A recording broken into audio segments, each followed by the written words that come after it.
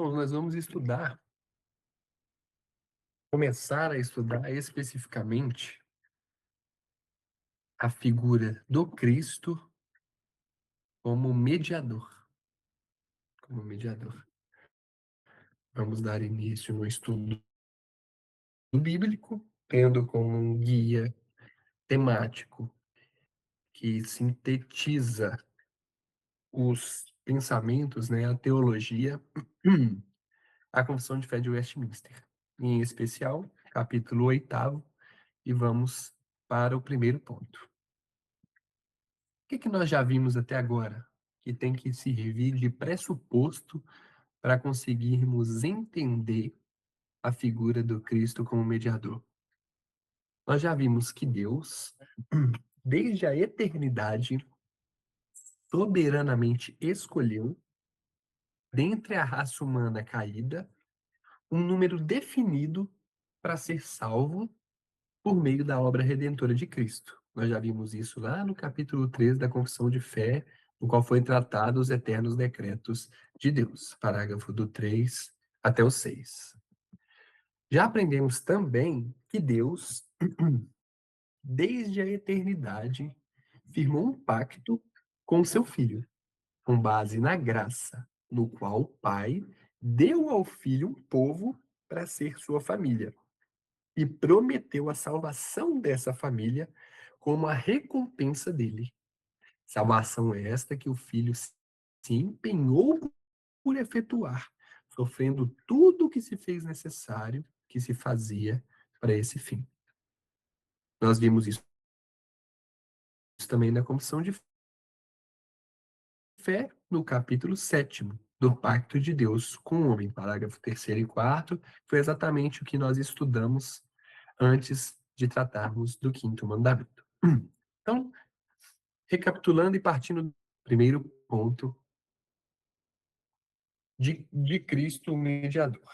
Diz assim o texto da confissão: aprove a Deus, em seu eterno propósito, escolher e ordenar o Senhor Jesus, seu Filho unigênito, para ser o mediador entre Deus e o homem, o profeta, o sacerdote e rei, o cabeça e salvador de sua igreja, o herdeiro de todas as coisas e o juiz do mundo. E deu-lhe desde toda a eternidade, um povo para ser sua semente e para, no tempo devido, ser por ele remido, chamado, justificado, santificado e glorificado. Sendo assim, vamos para a introdução. Este primeiro ponto do capítulo 8 é uma das declarações cristológicas mais ricas da Confissão de Fé de Westminster. Observe que o sujeito principal do texto não é o homem, e sim Deus. É Deus quem propõe, escolhe, ordena, entrega um povo ao Filho, executa o seu plano dentro do tempo. Assim, toda a obra da salvação nasce na eternidade, é realizada por Cristo na história e aplicada pelo Espírito Santo ao longo da vida do povo eleito. Como afirma Rod, Cristo não se tornou mediador em resposta à queda. Ele foi ordenado desde a eternidade para esse ofício. Da mesma forma, o reverendo Onésio Figueiredo, que destaca que a cruz jamais foi um plano B, mas fazia parte do decreto eterno de Deus. Então vamos adentrar no texto da Confissão de Fé de Westminster. Aprove a Deus, em seu eterno propósito, escolher e ordenar o Senhor Jesus, seu Filho unigênito. Isaías 42:1 diz: eis aqui o meu servo, a quem sustenho, o meu eleito, em quem se compraz a minha alma. Pus o meu espírito sobre ele, e ele trará justiça aos gentios. Isaías aqui anuncia o servo do Senhor aproximadamente 7 séculos antes da encarnação de Jesus. E o texto mostra que Cristo não aparece na história como alguém que assume uma missão inesperada. O Cristo é chamado aqui de meu eleito. o Pai já havia designado o Filho para cumprir essa redenção. Apocalipse 13, 8. E adoraram-na todos os que habitam sobre a terra, esses cujos nomes não estão escritos no livro da vida do Cordeiro que foi morto desde a fundação do mundo. E 1 Pedro 1, 19 e 20.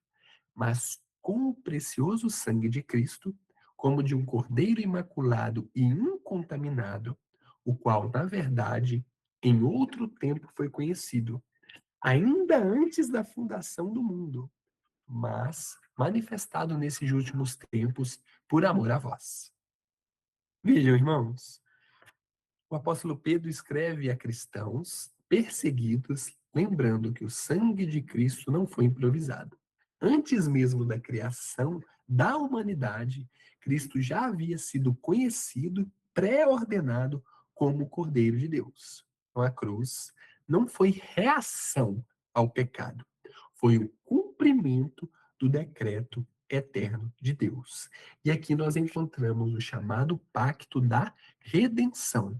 O Pai escolhe o Filho, Jesus, o Filho aceita de forma voluntária essa missão e o Espírito Santo aplicará essa obra ao povo escolhido por Deus. Nada fugiu ou foge ao controle do controle divino.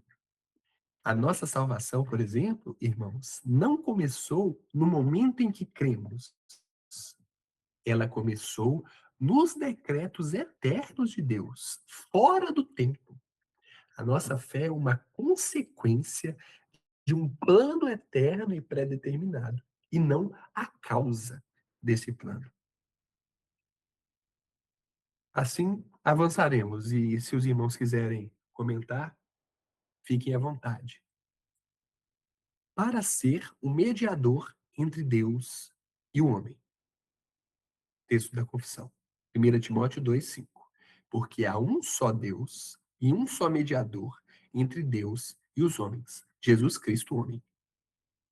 Vejam, irmãos, o apóstolo Paulo aqui combate qualquer ideia de múltiplos mediadores. Nem anjos, nem santos, nem sacerdotes humanos, nem Maria, somente Cristo. E aqui eu faço uma pergunta, irmãos. O que significa esse termo, mediador?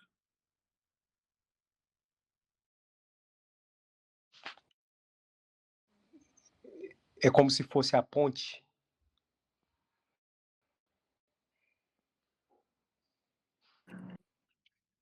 Sim, pode significar uma ponte. O que mais? O que que um mediador faz?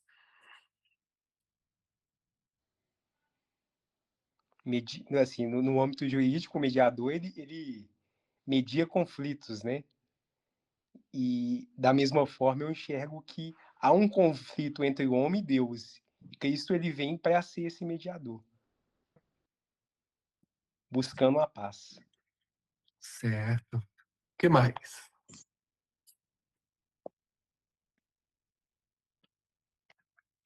Se mediador significa ser uma ponte entre o homem e Deus, então o Papa, que é o pontífice, ele é um anticristo. O que mais, meus irmãos, que significa um mediador? Por exemplo, numa luta, não sei se alguém aqui gosta de luta, a figura do juiz é como um mediador? Davi, você acompanha alguma luta? Não, UFC, boxe, alguma coisa? Não. Não, pior que não vejo nada. Bom, o que significa o mediador? Um mediador comum apenas aproxima duas partes. A figura do mediador basicamente é isso: aproximar duas partes que não estão juntas. Cristo faz muito mais.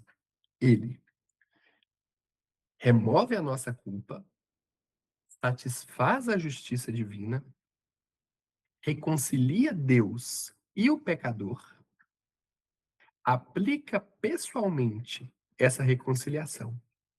Então, ele não apenas anuncia a paz entre os dois lados, ele produz essa paz.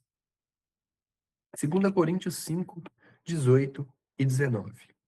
E tudo isto provém de Deus, que nos reconciliou consigo mesmo por Jesus Cristo, e nos deu o ministério da reconciliação. Isto é, Deus estava em Cristo reconciliando consigo o mundo, não lhes imputando os seus pecados, e pôs em nós a palavra da reconciliação. O apóstolo Paulo aqui afirma que Deus estava em Cristo reconciliando consigo o mundo.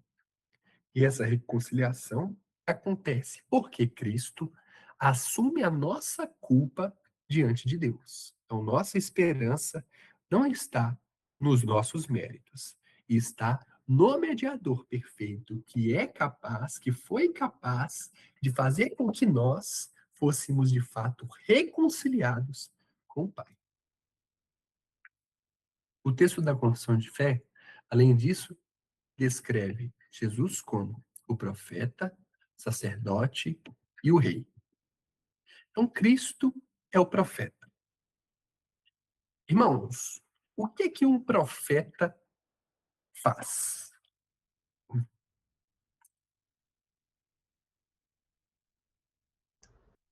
Um profeta, ele fala coisas que irão acontecer. Certo? O que mais que o profeta faz? Ele não faz de King, de Mac, de pau e de nontes, de... Isso ele não faz. Ele é a comunicação de Deus para com o povo, né? Na mitologia seria o, se não me engano, Hermes que faz essa literação. Ah, essas religiões pagãs aí eu não domino, não. Eu acho que é, que vem a palavra hermenêutica, acho que é por causa disso. Ah, sim. Isso, irmãos. Revela, né? Profeta, Revela. bom, Cristo é o profeta. Deuteronômio 18:15. O Senhor teu Deus te levantará um profeta do meio de ti, de teus irmãos, como eu e ele ouvireis. Na verdade, antes de explicar esse texto de Moisés, de fato o profeta é a voz de Deus na terra. O profeta é o porta-voz de Deus. E Moisés aqui anuncia que Deus levantaria um profeta semelhante a ele. E Pedro aplica esse texto diretamente a Cristo em Atos dos Apóstolos 3:22. Porque Moisés disse aos pais: O Senhor vosso Deus levantará de entre vossos irmãos um profeta semelhante a mim. A ele ouvireis em tudo quanto vos disser. Então, irmãos, o apóstolo Pedro aqui aplica esse anúncio de Moisés, falando que o profeta anunciado por Moisés, que seria semelhante a ele, é o Cristo. E a ele ouvireis em tudo que vos disser. E o que Cristo faz, então, como profeta? E aqui nós vamos adentrar no nosso catecismo maior. Pergunta 43 diz: Como exerce Cristo as funções de profeta? Cristo exerce as funções de profeta, revelando à igreja em todos os tempos, pelo seu espírito e palavra, por diversos modos de administração, toda a vontade de Deus em todas as coisas concernentes à sua edificação e salvação. Bem completa a resposta do nosso Catecismo Maior de Westminster. João 1,18 diz: Deus nunca foi visto por alguém. O Filho unigênito está no seio do Pai, esse o revelou. Hebreus 1:1 e 2. Havendo Deus antigamente falado muitas vezes e de muitas maneiras aos pais pelos profetas, a nós falou-nos nesses últimos dias pelo Filho, a quem constituiu o herdeiro de tudo, por quem fez também o mundo. Hebreus 1 e 2 afirma que Deus falou antigamente por meio dos profetas, mas agora falou definitivamente pelo Filho. Então, Cristo não apenas transmite revelações, ele é a própria palavra encarnada, o Verbo que se fez carne e habitou entre nós, como diz o Evangelho de João. Então, conhecer Deus depende de ouvir o profeta, o Cristo. Não existe verdadeiro conhecimento de Deus fora de Cristo, porque Cristo exerce a função perfeita de profeta, ou seja, todos os profetas da antiga aliança apontavam para o profeta, o Cristo, anunciado por Moisés e atestado na figura do apóstolo Pedro. Cristo, além de profeta, é o sacerdote. E o que, meus irmãos, que o sacerdote faz? Ou fazia?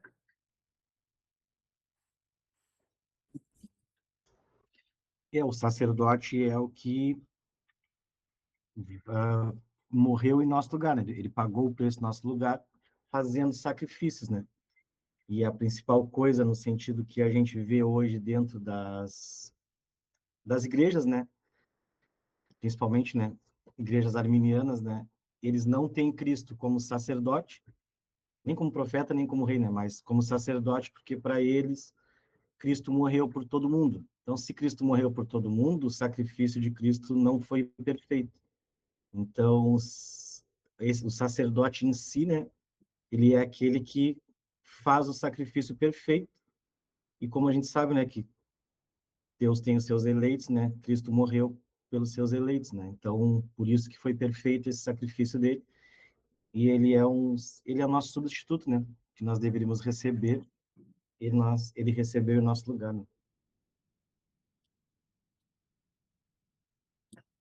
Sacerdote, meus irmãos, que mais?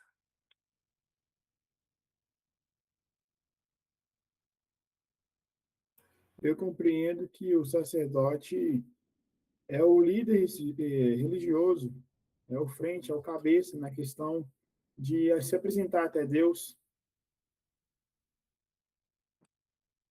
Ele é, Irmãos, sim, irmão Michael. ele é o que intercede por nós, assim como que é explícito na oração de João 17, fica bem explícito essa intercessão. Sim, o sacerdote na antiga aliança, ele era a peça fundamental ali da prestação do culto a Deus. Ele era o intermediário de Deus e o povo de Israel. E as principais funções dele eram oferecer sacrifício de animais, né, as ofertas pelo pecado do povo, cuidava do tabernáculo ou do templo, queimava incenso, abençoava o povo e ensinava a lei. Essa era a função do sacerdote. Vamos lá. Cristo é o sacerdote. Hebreus 5, 5 e 6. Assim também, Cristo não se glorificou a si mesmo para se fazer sumo sacerdote, mas aquele que lhe disse: Tu és meu filho, hoje te gerei. Como também diz no outro lugar: Tu és sacerdote eternamente, segundo a ordem de Melquisedeque. Cristo não tomou para si essa honra do sacerdote perfeito. Ele foi chamado pelo Pai, que o Pai que determinou que ele fosse esse sacerdote perfeito. Hebreus 9, 26. De outra maneira, necessário lhe fora padecer muitas vezes desde a fundação do mundo. Mas agora, na consumação dos séculos, uma vez se manifestou, para aniquilar o pecado pelo sacrifício de si mesmo. O Cristo apareceu uma vez por todas para aniquilar o pecado mediante o sacrifício de si mesmo. Então, o que os sacerdotes faziam na antiga aliança, que era sacrifícios para a remissão dos pecados, matando cordeiros perfeitos, Cristo aparece de uma vez por toda, é o sacrifício vivo, o Cordeiro perfeito, que aniquila o pecado. O que Cristo faz como sacerdote?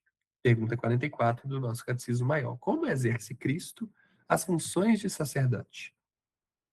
Cristo exerce as funções de sacerdote, oferecendo-se a si mesmo, uma vez em sacrifício sem mácula, a Deus, para ser a reconciliação pelos pecados do seu povo e fazendo contínua intercessão por eles.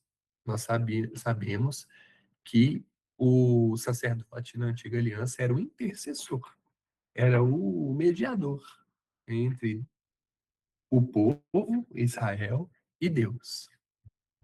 Hebreus 9, 14 e 28. Quanto mais o sangue de Cristo, que pelo Espírito Santo eterno se ofereceu a si mesmo imaculado a Deus, purificará vossas consciências das obras mortas, para servirdes ao Deus vivo? Assim também Cristo, oferecendo-se uma vez para levar os pecados de muitos, aparecerá segunda vez, sem pecado, aos que o esperam para a salvação. O Jesus, meus irmãos, oferece o sacrifício, sendo ele o próprio, apresenta esse sacrifício diante do Pai, na cruz, continua intercedendo pelo seu povo, e o sacerdócio de Cristo é perfeito por quê?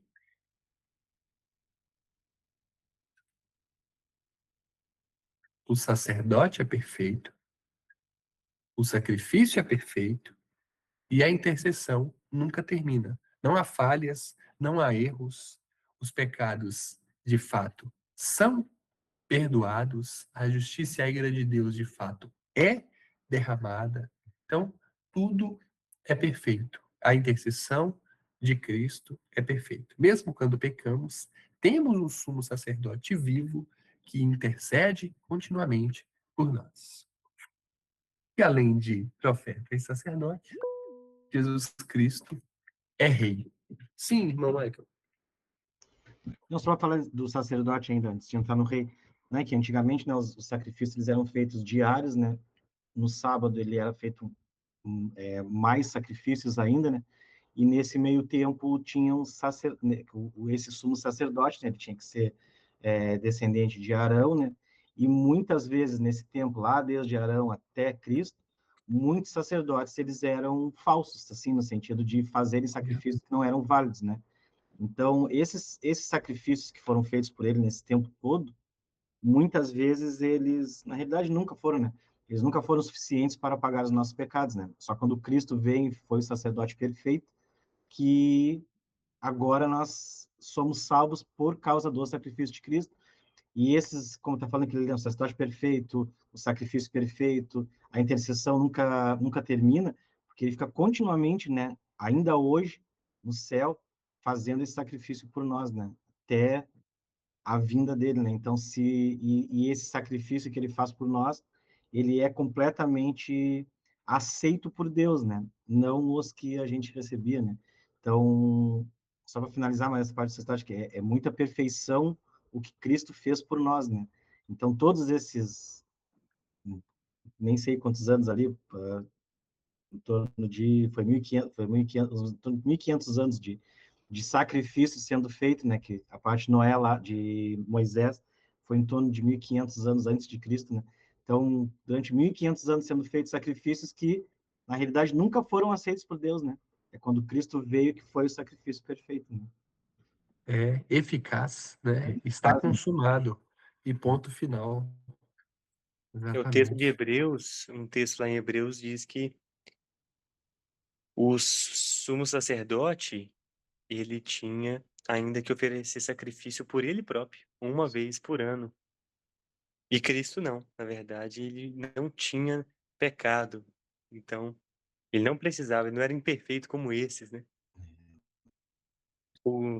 A carta aos Hebreus ela é pura sobre isso, né? Sobre essa primeira aula, assim, sobre os três ofícios de Cristo.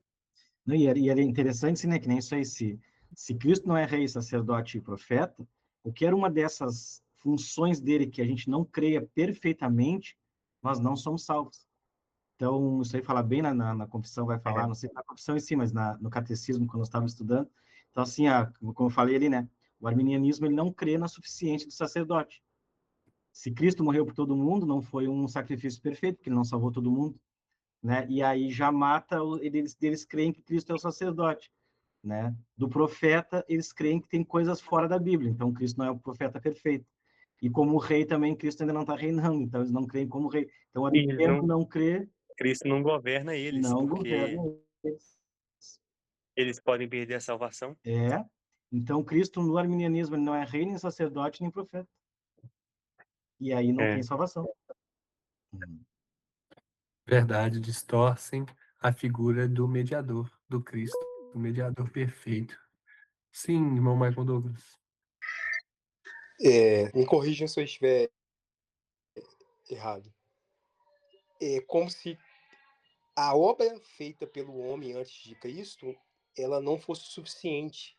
Por isso que o arminianismo cai por terra, porque acreditam na cooperação do homem. E lá no passado,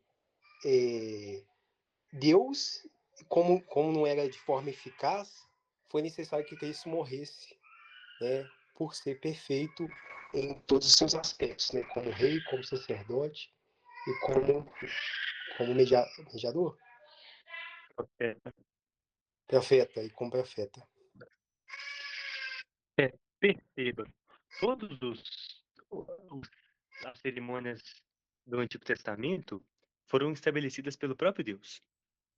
Então perceba como as cerimônias estabelecidas pelo próprio Deus não eram suficientes para salvação, para remissão dos pecados.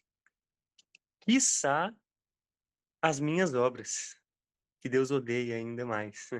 As minhas próprias obras, aquilo que eu como um arminiano, um sinergista, faço para conquistar a minha salvação.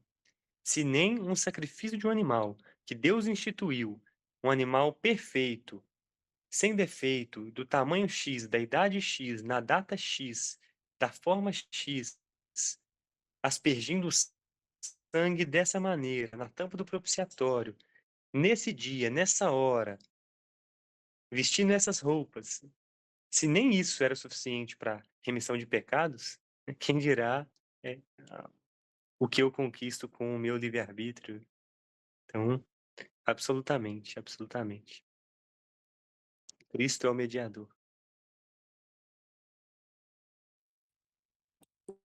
Amém, meus irmãos. E Cristo também é o rei.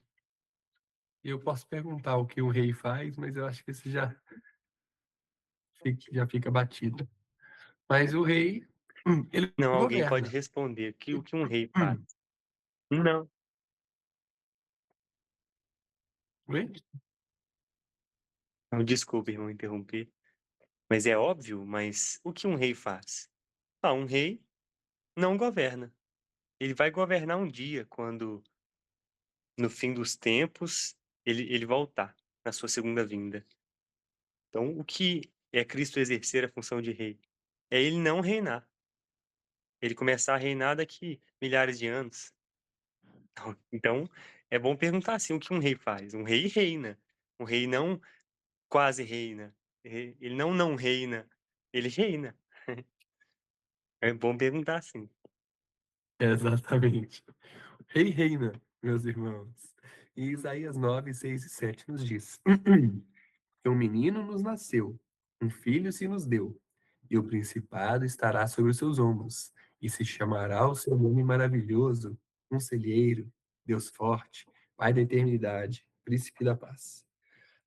Do aumento deste principado e da paz não haverá fim sobre o trono de Davi e no seu reino, para o firmar e o fortificar com juízo e com justiça, desde agora e para sempre. O zelo do Senhor dos Exércitos fará isso. Cristo é o rei e o seu governo, como diz o profeta Isaías, não terá fim. Mateus 28, 18. E chegando-se Jesus, falou-lhes dizendo, palavras do Cristo, é-me dado todo o poder no céu e na terra. O que Cristo faz como rei? Pergunta 45 do Catecismo Maior. Como exerce Cristo as funções de rei? Cristo exerce as funções de rei, chamando do mundo um povo para si. Lembrem-se, ele governa, chamando um povo para si, dando-lhe oficiais, leis e disciplinas para visivelmente o governar, dando a graça salvadora aos seus eleitos, recompensando a sua obediência e corrigindo-os por causa dos seus pecados. Lembrem-se, ele governa, preservando-os por causa dos seus pecados, preservando-os e sustentando-os em todas as tentações e sofrimento, restringindo e vencendo todos os seus inimigos e poderosamente dirigindo todas as coisas para a sua própria glória e para o bem do seu povo. E também castigando os que não conhecem a Deus nem obedecem ao Evangelho. Vejam, meus irmãos, as respostas do Catecismo Maior são extremamente completas. Isaías 55:5. Eis que chamarás a uma nação que não conheces, e uma nação que nunca te conheceu correrá para ti. Por amor do Senhor teu Deus e do Santo de Israel, porque ele te glorificou. Gênesis 49:10. O cetro não se arredará de Judá, nem o legislador dentre seus pés, até que venha Silão. E a ele se congregarão os povos. Então, Cristo, irmãos, como rei, governa o seu povo, protege a sua igreja, vence os inimigos, disciplina seus filhos, conduz todas as coisas para o bem dos seus. E o seu reino já começou. Ainda aguardamos a consumação desse reino. Cristo não pertence ao mundo, pertence ao reino. O cristão não pertence ao mundo. O cristão pertence ao reino de Cristo, que governa e continuará governando para todo sempre. Continuando, irmãos, cabeça e salvador de sua igreja, o herdeiro de todas as coisas e o juiz do mundo. Então, Cristo é o cabeça, o salvador da igreja, herdeiro de todas as coisas e juiz do mundo. Então, Cristo é o cabeça da igreja, Efésios 5:23. Porque o marido é a cabeça da mulher, como também Cristo é a cabeça da igreja, sendo ele próprio o salvador do corpo. Então, Cristo governa a sua igreja como a cabeça governa o nosso corpo. Toda autoridade espiritual pertence a ele. A igreja não cria vontade própria. Ela vive debaixo da autoridade do cabeça, do Cristo. Além disso, Cristo é o salvador da igreja. 1 Coríntios 1:30. Mas vós sois dele, em Jesus Cristo, o qual para nós foi feito por Deus sabedoria e justiça e santificação e redenção. Cristo tornou-se para nós sabedoria, justiça, santificação e redenção. Então, toda a salvação encontra-se exclusivamente nele. E os aspectos da salvação, por meio da sabedoria, do conhecimento da lei do Senhor, o conhecimento do Cristo, a justiça derramada por Deus em Cristo, a santificação feita pelo justificado por meio do Espírito Santo e a redenção, meus irmãos, toda a salvação encontra-se exclusivamente nele, nosso único mediador. E Cristo também é o herdeiro de todas as coisas. Hebreus 1:2, a quem constituiu o herdeiro de tudo, por quem fez também o mundo. O Pai constituiu o Filho herdeiro de tudo que ele fez. Tudo pertence legitimamente ao Filho. Toda a criação caminha para a glória do Filho. E além de herdeiro de todas as coisas, Cristo é o juiz do mundo. Atos 17:31. Porquanto tem determinado um dia em que com justiça há de julgar o mundo, por meio do homem que destinou. E disso deu certeza a todos, ressuscitando-os dentre os mortos. Então Deus estabeleceu um dia em que julgará o mundo por meio de Cristo. O mesmo Cristo que salva julgará o mundo. E isso, meus irmãos, traz esperança aos crentes e solene advertência aos não crentes.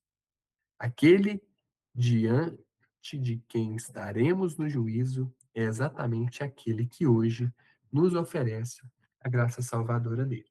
Sim, irmão Michael. Não, e o bonito dessa história toda, assim, né, é que Deus deu tudo para ele, né, tudo é Cristo, né, e ali em 2 Coríntios, ali, né, que Paulo explica depois que tudo se concretizar, ele devolve tudo para Deus de novo, assim, né, e aí é tão bonito, assim, a gente vê, né, toda essa história de Deus, e Deus faz tudo, né, e quando acaba tudo, que é o único que ele não é, que é tudo submisso a Cristo, menos Deus, né, em 2 Coríntios explica bem, assim, né, que parece quando a gente vai falar que tudo está submisso a Cristo, né? Mas Deus continua sendo cabeça, e quando acabar toda essa na vinda dele, depois do julgamento, depois, né? Aí ele devolve para Deus tudo isso que ele recebeu aqui, né?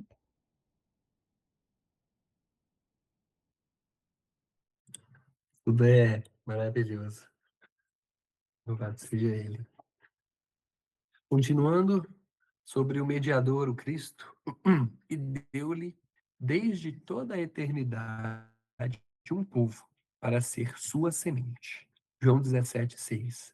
Manifestei o teu nome aos homens que do mundo me deste. Eram teus, e tu nos deste, e guardaram a tua palavra. João 17, os irmãos já sabem, a oração sacerdotal. E Jesus afirma claramente que os discípulos foram dados pelo Pai. E os irmãos sabem, quem escolheu os discípulos foi o Filho. Isso é maravilhoso. Eles pertenciam ao Pai antes de serem chamados na história. Efésios 1:4. Como também nos elegeu nele antes da fundação do mundo, para que fôssemos santos e irrepreensíveis diante dele em amor.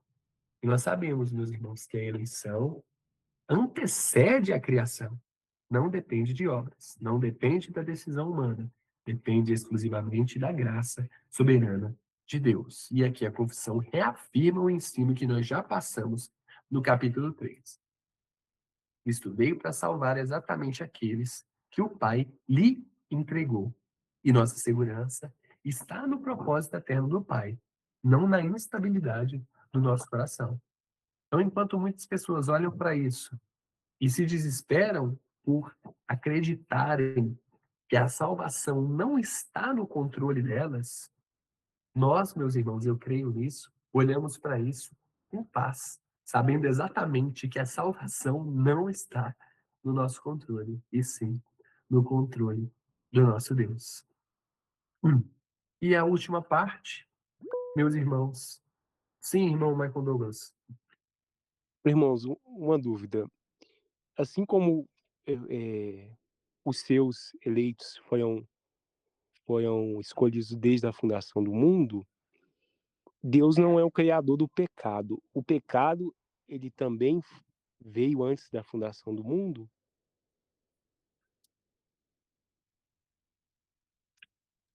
Irmão Wesley, nós É. temos um estudo bíblico que nós falamos especificamente sobre Deus não ser o autor do pecado. Uhum. Eu não lembro qual. Acho que é o capítulo 5. Não, o capítulo 5 é da Providência. Capítulo 2 de Deus e da Santíssima Trindade. Capítulo 3 do O Decreto Eterno. 3. Talvez Eu acho que seja é o do 3. 3. Ou o 4. O 4 é da criação e o 6 é da queda. E tem uma Eu aula, acho. tem uma aula do Frank também, que ele faz aquele, né, um catecismo que ele faz ali dele, que explica essa parte bem direitinho também, assim, que é mais simples do que dessas nossas aulas aqui. Nossa aula tem que assistir, tipo, muita coisa.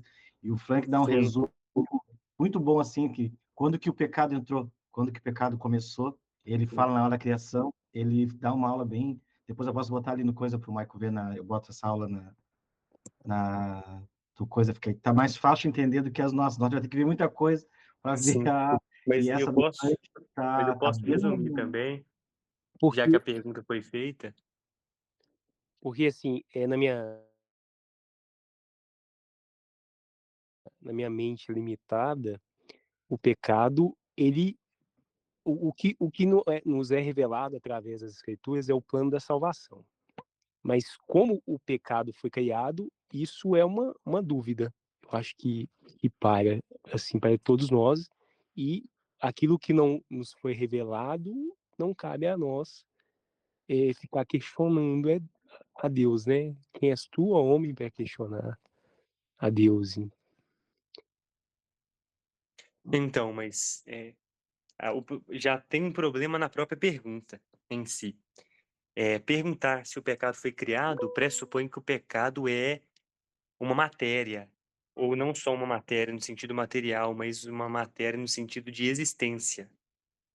Isso já é um pressuposto incorreto, Uhum. entendeu? Então, não é que o pecado foi criado. O pecado não foi criado. O pecado, ele não é essência. Ele é exatamente o contrário da essência. O pecado, ele é ausência. O pecado não é um ente como no yin yang, que coexiste com o bem. Não. O bem existe. O bem foi criado e o bem é Deus. A bondade é Deus. O pecado é exatamente o afastamento de Deus. O pecado é exatamente a ausência de Deus. Então, quando o pecado entra no mundo, ele não entra como uma criação. Ele entra como o abandono da obediência. Então, o pecado não pode ser entendido como uma essência em si, e sim como a ausência e o afastamento da bondade. Não sei se esclarece ou se fica claro, né? Dessa maneira bem objetiva. Eu, assim, não confesso que não ficou tão claro ainda. Eu acho que a ausência do, do bem seria o pecado. O bem é Deus, isso ficou claro. Mas da onde que vem essa ausência? Então, Como, como, como entender essa ausência? então Como nasce? essa pergunta tá parte também de uma necessidade que o próprio conceito não pode dar. O pecado não passou a existir. Ele entrou no mundo, e a linguagem bíblica é essa, com a desobediência, com a ausência da desobediência. O homem deixa de desobedecer a Deus. E isso é a manifestação do pecado. Deus então entrega o homem e deixa-o sozinho. O homem agora está abandonado, distante de Deus. Ele agora deseja e faz o que é oposto a Deus. E o pecado original, quando nossos primeiros pais deram ouvidos à tentação da serpente, da antiga serpente, eles não estavam criando uma coisa, eles estavam abandonando a bondade e a verdade por meio da prática da mentira e da maldade. Assim, isso tudo estou dizendo só para falar que o pecado não foi criado. Entende? Ele não foi criado. Ele é exatamente o afastamento de Deus. Ele é exatamente. A gente poderia usar a linguagem mais comum, que é a da permissão. Ele é Deus se afastando, Deus permitindo que o homem o desobedeça para o seu plano eterno funcionar. Não Deus criando algo.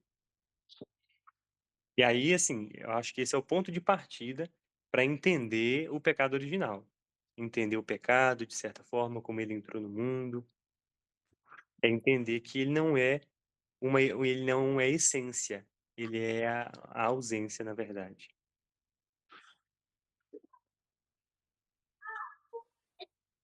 Mas é sabido que, como Cristo morreu antes da fundação do mundo para salvar pecadores, Deus, sem sombra de dúvidas, já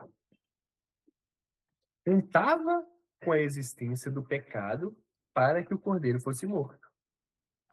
Isso que acaba fazendo confusão quando a gente olha para o cordeiro morto antes da fundação do mundo. Por quê? Se ele foi morto antes da fundação do mundo, porque já era sabido da existência do pecado.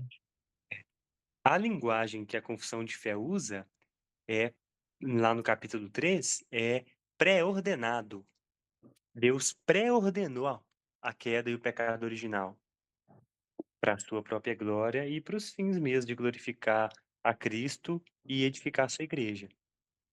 A gente pode falar também de permissão, mas a confissão de fé usa a palavra pré-ordenação. Deus pré-ordenou todos esses acontecimentos, mesmo pecaminosos, mesmo os acontecimentos que contrariam o caráter de Deus, foram pré-ordenados por Ele para a exaltação de Cristo e edificação nossa. Então, é óbvio que há uma complexidade nisso. Eu não me proponho a esclarecer todos os milindres da, dos nossos pensamentos sobre o pecado e sobre essa pré-ordenação, sobre os propósitos de Deus em permitir, de certa forma, um pecado ou pré-ordená-lo, enfim. Mas mais tecer alguns comentários para facilitar, talvez, o início da compreensão, né? Do entendimento e reflexão sobre isso. E é interessante que, assim, como conhecer verdadeiramente a Deus, como conhecer o atributo da misericórdia de Deus sem a existência do pecado.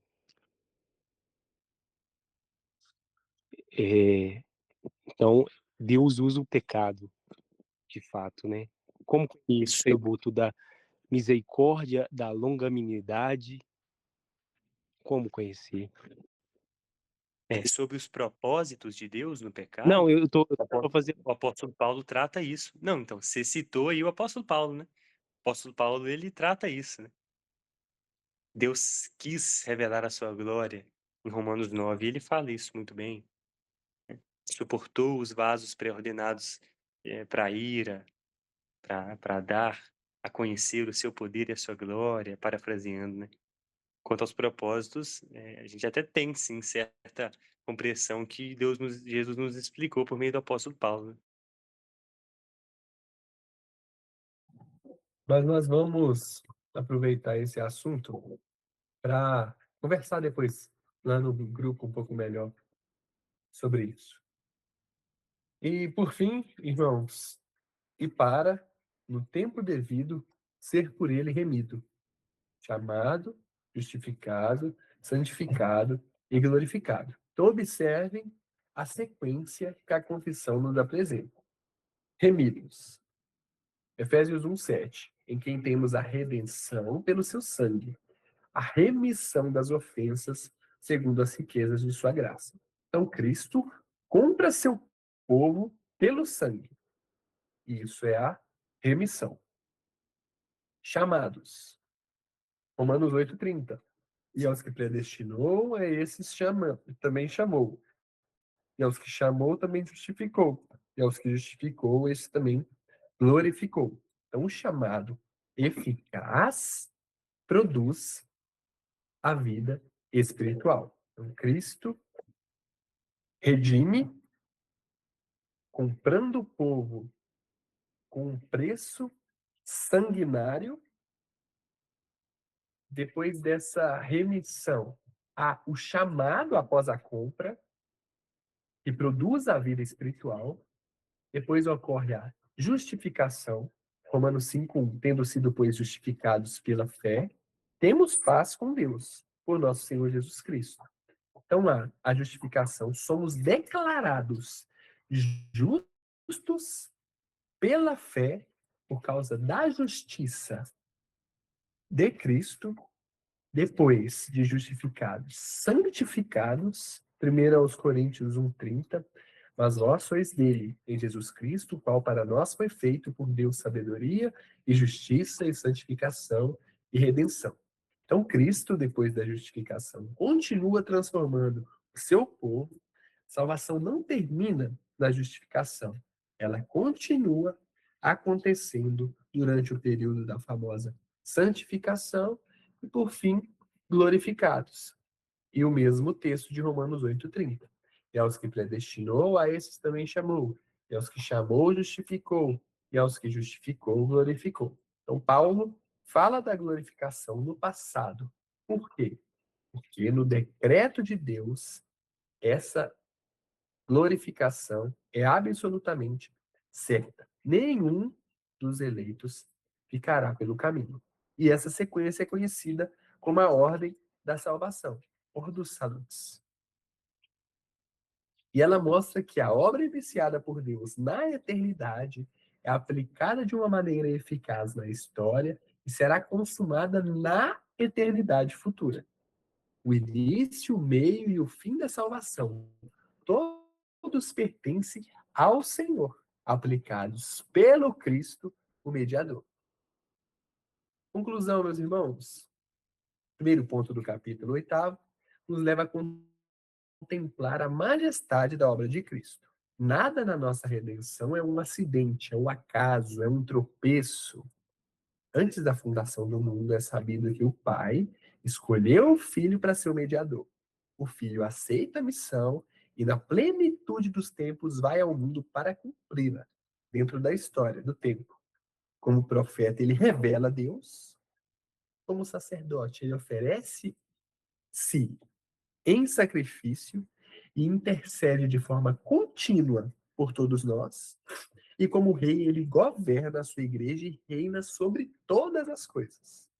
Esse mesmo Cristo foi designado desde a eternidade, recebeu do Pai um povo, resgatou esse povo por seu sangue e aplica de forma infalível a cada um dos seus todos os benefícios da salvação.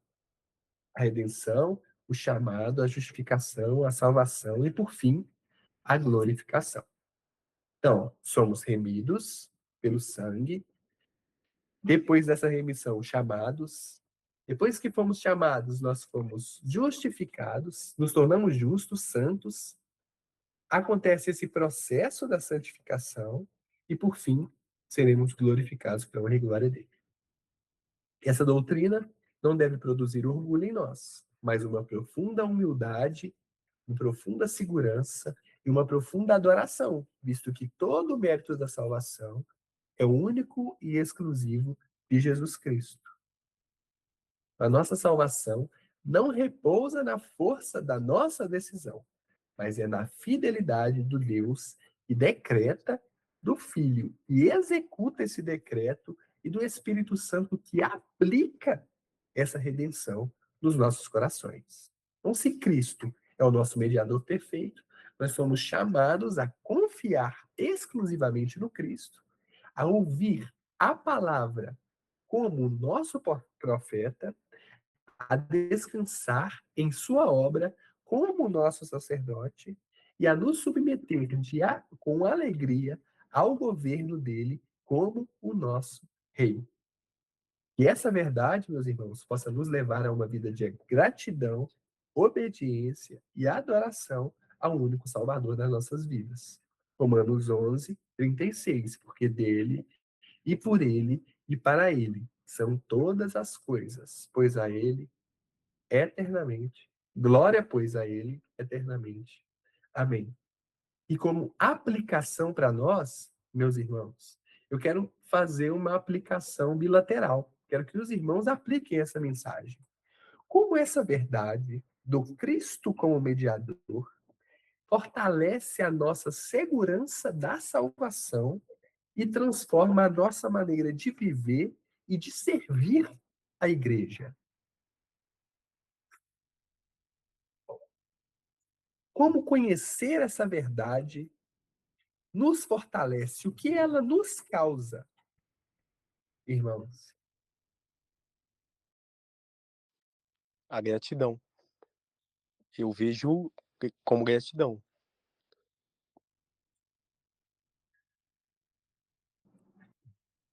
Por ser imerecido, né? Por não merecermos e ele fazer tudo isso por nós, não nos resta outra coisa mesmo a não ser sermos gratos a ele.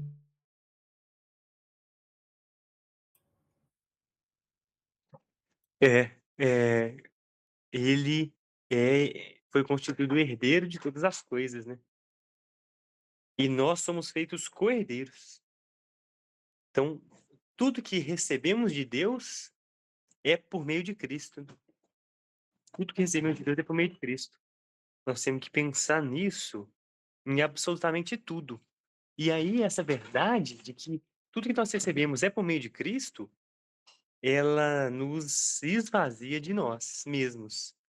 Então, se eu trabalho e sou um pai, e com a força do meu braço, eu sou o provedor de alimento para minha família, antes, eu só trabalho porque Cristo conquistou para mim na cruz oxigênio para eu respirar, força muscular para o pulmão bombear, respirar, nem inflar, o coração bombear, todos os meus músculos funcionarem, a minha mente, enfim.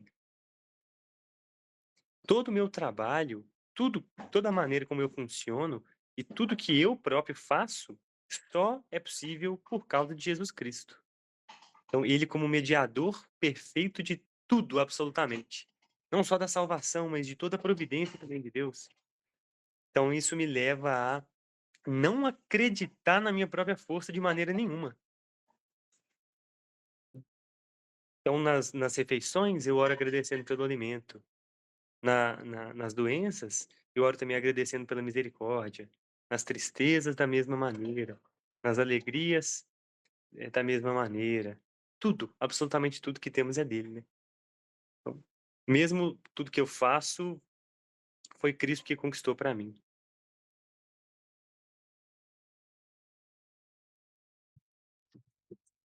Amém, meus irmãos.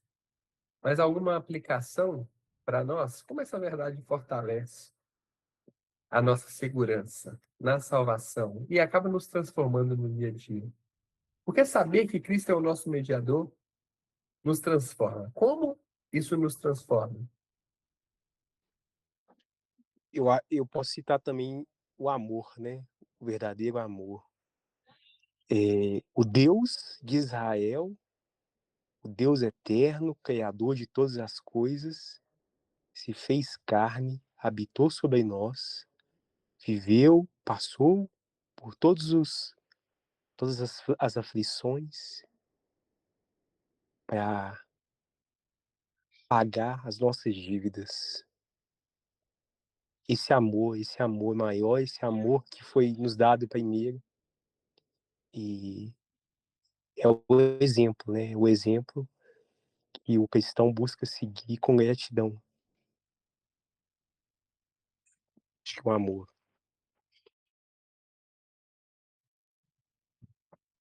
Amém. Irmãos, quando nós olhamos também para o pecado do próximo, e a gente olha que é Cristo que faz a obra, isso também gera em nós humildade no sentido de saber que nós não somos melhores do que esse irmão. E isso acaba fortalecendo a segurança da salvação e nos fazendo, inclusive, observar a segunda tábua da lei, tendo compaixão do nosso próximo.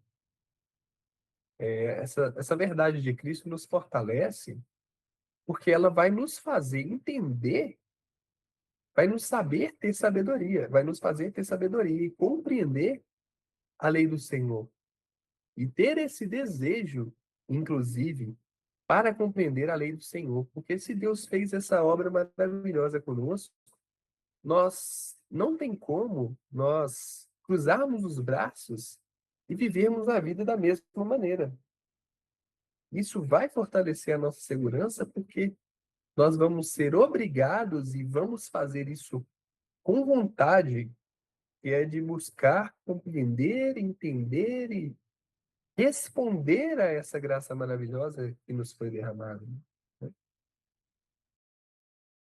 Outra coisa sobre o que você falou sobre o perdão e a graça, que após a oração dominical de Jesus Cristo, ele fala, porque nela própria, a quinta petição, se eu não me engano, é: perdoa-nos as nossas dívidas, assim como nós perdoamos os nossos devedores. Então, e depois, logo depois de ensinar a oração, ele diz, por quê? se não perdoardes os seus inimigos, vosso Pai que está no céu não vai perdoar as suas próprias dívidas. E olha o quanto que isso é grave, né? Então, olhar para Cristo como mediador que perdoa o meu pecado e me faz enxergar o próximo como a mim mesmo, me faz guardar esse pedaço de olhar para o pecado do outro como se fosse o meu e perdoar ele com o mesmo perdão que eu quero para mim, não é mesmo? E outra coisa também, voltando rapidinho aqui do assunto, depois eu vou colocar ali no grupo para vocês, pro Michael Douglas, né? Uma coisa que a gente não entende muito do negócio do pecado ter entrado, né?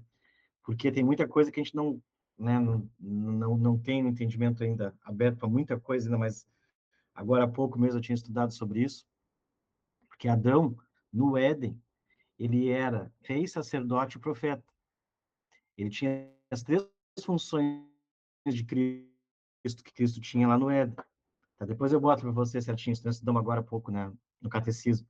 Só que ele não era Deus, né? Cristo não podia, Cristo quando veio à Terra, ele não podia pecar, ele não tinha opção de pecar porque ele era Deus.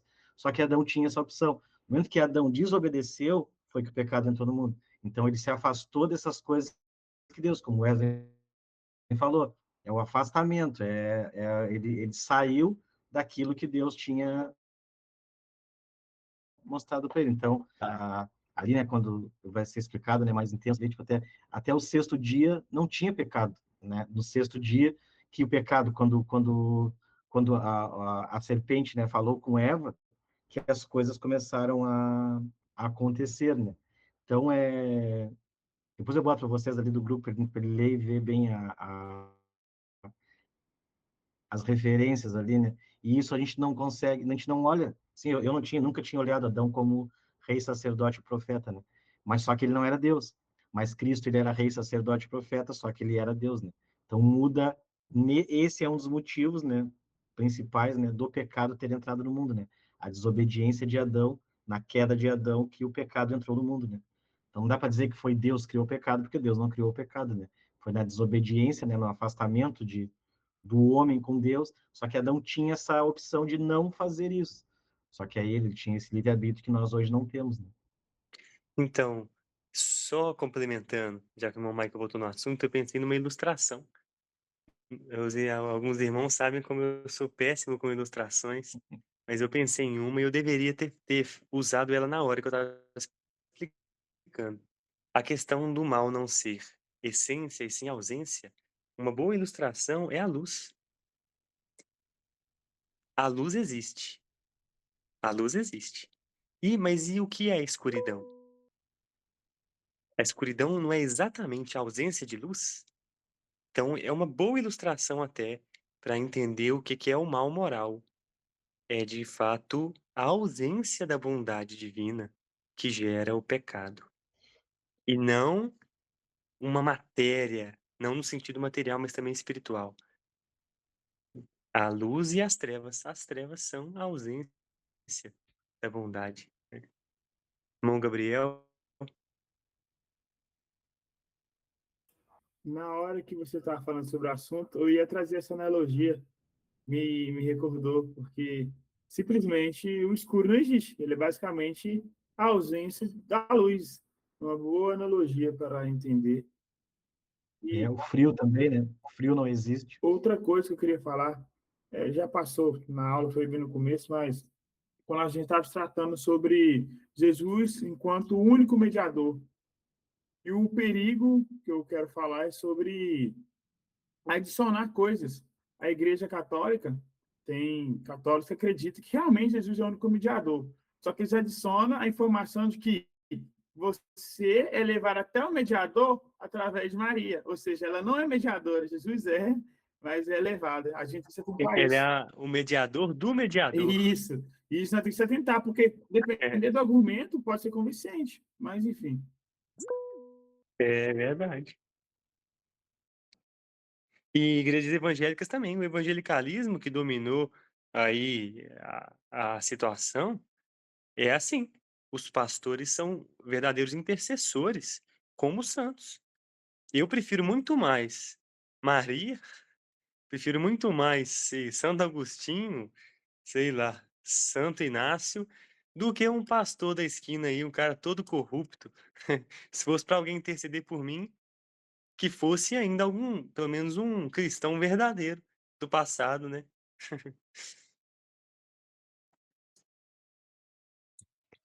Eu acho que o maior erro do catolicismo está nessa questão da cultuação, né? Utilizar os santos como intermediadores do homem com Deus e não Cristo somente. Eu acho que os santos devem ser honrados como bom exemplo, né? Eu honro meu pai porque ele é um bom exemplo para mim. Eu honro o Dr. Wesley e o Dr. William porque são bons exemplos para mim, mas não como um Deus, um, uma, um mediador, mas como um exemplo. Eu acho que quando você acende vela e reza,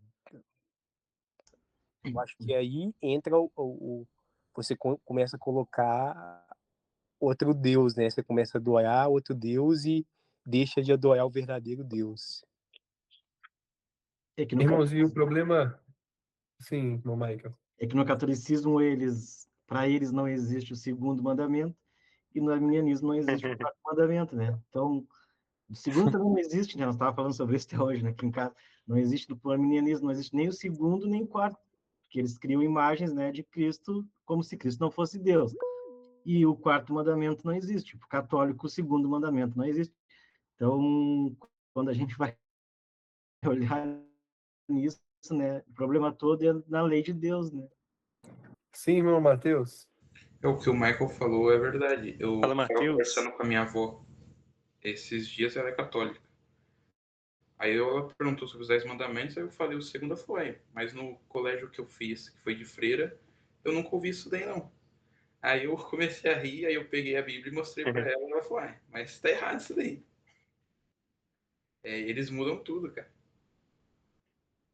É literalmente, eles realmente eles tiram um segundo e transformam um décimo e dividem o décimo. Faz uma cobiça, o nono é cobiça e o décimo é cobiça. É literalmente, é até Eu acho que engraçado. é o domingo. Isso, eles também mudam para domingo. É até engraçado. Mas domingos e festas. Isso. O calendário litúrgico tá lá no quarto não, é o terceiro mandamento deles. E chega até a ser engraçado, né? Literalmente eles tiram o segundo. É verdade. Irmão, vocês podem observar muito bem, todos esses problemas são advindos quando foge-se do solo da Escritura. Quando despreza-se o pressuposto de que a Bíblia é a palavra de Deus. E há certo apego na mentira. É o que a gente falou no culto vespertino de domingo sobre batalha espiritual. Desde do jardim, irmãos. Eva vem, fala mentirinha. E aí, a pessoa abraça a mentira, despreza a verdade e todas essas coisas terríveis nos acometem. Por exemplo, os adventistas, como eles tratam a Ellen White, eu vi um vídeo hoje no Instagram dessa TV adventista aí, acho que foi até, não sei se foi aquele pastor batista que eu sigo, ele é meio polêmico, um advogado, Walter. o Walter Regiane, ele é muito crítico, né? Eu acho que foi ele que postou, não tenho certeza não. Mas aí ele explicando lá sobre as características da profeta Ellen White, como ela era, como Daniel, ela chegou a ficar horas e horas sem respirar, recebendo a profecia e tal, e os livros dela são equiparados à Bíblia, a palavra de Deus, e uma loucura, cara, uma loucura. Então, assim, fugiu do solo escritura, a heresia já está carimbada. Heresia! O meme do Paulo Júnior é bom demais.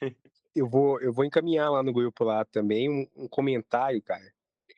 E eu achei ele tão bom que eu salvei até no meu bloco de notas. E aí eu vou mandar lá no grupo sobre a questão de Maria, né? Que o católico, ele endeusa a Maria, né? De uma forma assim. Maria foi uma figura muito importante, filha do Deus vivo, né? Mas ela não é um Deus. O que eles fazem, na verdade, é uma profunda desonra com ela. Eles são, os católicos, os papistas, são os maiores desonradores de Maria, da mãe do nosso Senhor Jesus Cristo. Santa mulher, bendita, né? Feita bendita por Deus. E eles desonram ela de uma maneira infinita, dando para ela esse tipo de glória. Malditos sejam, malditos sejam. Irmão, eu gostaria de orar hoje, se você me permite, especialmente porque eu me esqueci de alguns pedidos de oração na nossa reunião mais cedo, do irmão Mateus. Eu, eu te permito, sim, e eu só vou fazer mais um comentário, e e você falou e eu esqueci. Pode orar, que se eu lembrar, eu Desculpa, mando lá no Olha, grupo. eu estava falando que Maria é desonrada pelos papistas, né? É sobre isso? Não? Sim, sim, lembrei que, assim, criticar católico romano, eles falam, e é verdade, acaba sendo bater em cachorro morto. Mas a gente vê, cara, o problema também nas igrejas que se dizem evangélicas, cometendo os mesmos erros, só que com uma outra roupagem. E a gente vê que muitos críticos do catolicismo romano não têm essa mesma força para apontar os erros daqueles que se dizem crentes e, na verdade, são idólatras, como ou até piores do que o católico romano, né? É verdade.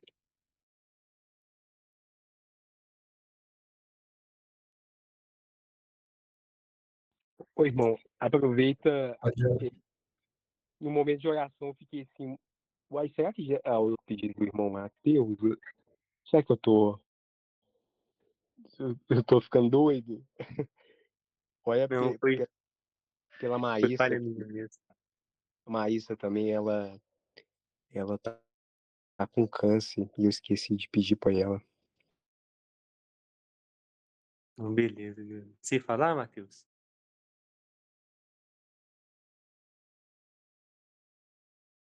Não, né? Confundi. Oremos então. Ô, Matheus, me perdoa, viu, meu irmão? Fica tranquilo, fica Eu tranquilo. esqueci. Mas eu lembrei lá no comecinho da aula mesmo, fiquei pensando nisso. Oremos então. Nosso Senhor Deus, obrigado. Muito obrigado, porque Cristo é o nosso mediador único e suficiente. Se não fosse Ele, não haveria outro mediador. Só Ele é perfeitamente perfeito, perfeitamente perfeito para nos reconciliar com o Senhor. Só Ele é verdadeiro Deus, verdadeiro homem. Só Ele exerce perfeitamente as funções de sacerdote, profeta e rei.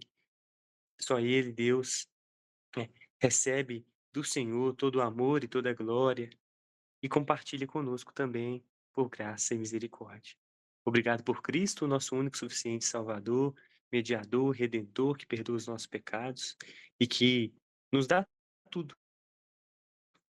absolutamente tudo, tudo que temos, porque fomos feitos pela fé, co-herdeiros. É, a última vez que ele participa conosco, as aulas vão voltar na semana que vem, e eu clamo ao Senhor que o Senhor guarde, irmão Mateus, tanto toda a família dele, a avó católica, o avô que está internado, adoecido por causa da perna, os pais, irmãos eventuais, primos, a futura família dele, como já oramos outra hora, né, o ministério dele, caso o Senhor tenha para ele isso, Deus. E que o Senhor guarde o irmão Mateus na faculdade, Senhor, guarde ele onde quer que ele esteja, Senhor. Que ele seja luz, uma luz que não aponta para si, mas aponta para Cristo. Que ele seja sal, que não tem o sabor em si mesmo, mas evidencia o sabor de Cristo, onde quer que ele esteja. Guarde-o na faculdade, na universidade, torne-o um porta-voz do seu evangelho lá, sem vergonha, com intrepidez, e que ele seja cada vez mais fortalecido pelo Senhor, Deus, em toda a vida dele. Muito obrigado mais uma vez pela nossa reunião, pelo nosso estudo, que o Senhor nos guarde até o fim dessa semana e nos dê um feliz dia do Senhor, com cultos fiéis a Ti. Guarde-nos de pecar contra Ti e aplica no nosso coração a verdade de que Cristo é o suficiente mediador perfeito e nos ensine a viver de acordo com essa verdade, Senhor. Aplique nas meditações no nosso coração e transformando a nossa vida. Eu oro por meio de Jesus Cristo, o único e suficiente mediador, intercessor eterno e contínuo por nós. Amém.